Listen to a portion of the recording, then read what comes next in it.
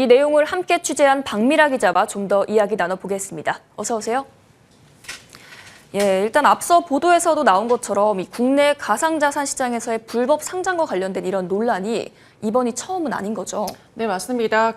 특히 상장피의 경우에는요, 오래된 관행으로도 불렸습니다. 상장피는 거래소가 상장 명목으로 발행사 측으로부터 수억 원에 달하는 돈을 받거나 아니면 마케팅 명목으로 코인을 의무적으로 거래소에 납부하는 방식으로 이루어지는데요.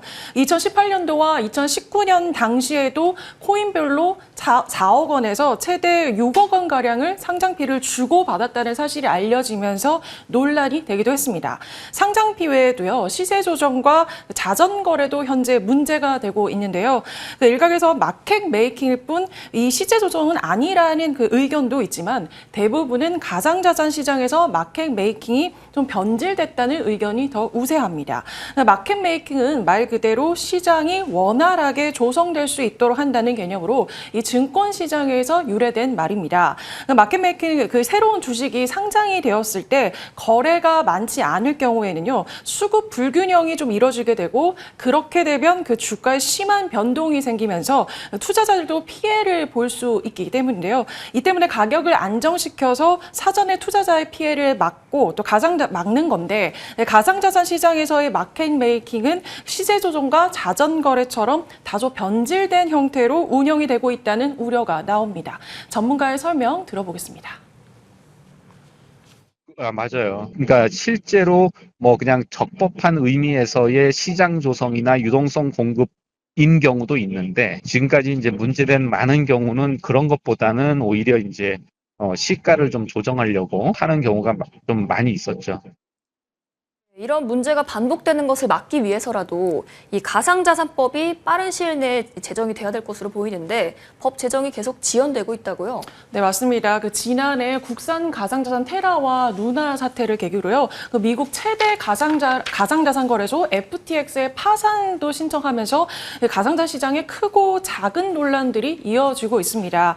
상황이 이렇자 정치권을 중심으로 투자자 보호를 위해서라도 가상자산법이 조속히 제정이 되어야 한다, 이런 목소리가 나오고 있는데요. 하지만 지금까지 심사가 한 차례도 이루어지지 못하고 투자자를 보호해야 한다는 말만 도돌이표처럼 반복하고 있다는 지적이 나올 정도입니다. 실제로 지난 9일에 국회 정무위원회 법안 심사에서 가상자산 관련 법안만 17개가 올라갔는데 심사 논의가 단 한 건도 이루어지지 못한 채 계류되어 있습니다. 현재 가상자산 투자자만 지난해 기준 1,500만 명에 달하고요. 일단 상장 비리 논란이 나오고 있는 상황에서 현실적인 대책 마련에 너무 손 놓고 있는 것 아니냐는 지적이 계속 나옵니다. 또 자금 세탁 방지에만 초점을 맞춘 특금법은 이 시세 조정 행위와 같은 것을 저지할 수 있는 내용이 담겨 있지 않은 것도 문제로 지목되고 있습니다.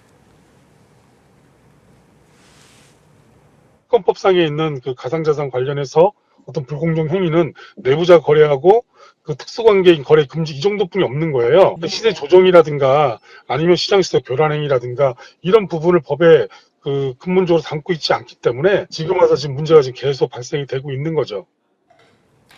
사회적, 정치적 이슈가 현재 산적해 있기 때문에요. 일각에선 이러다 올해도 법이 통과되지 못하는 거 아니냐라는 우려도 나오고 있어 앞으로의 상황 지켜봐야 할 것 같습니다. 심사 논의가 단 한 건도 이루어지지 않았다니 정말 우려가 되는데요. 일단 지켜보겠습니다. 네. 오늘 말씀 잘 들었습니다.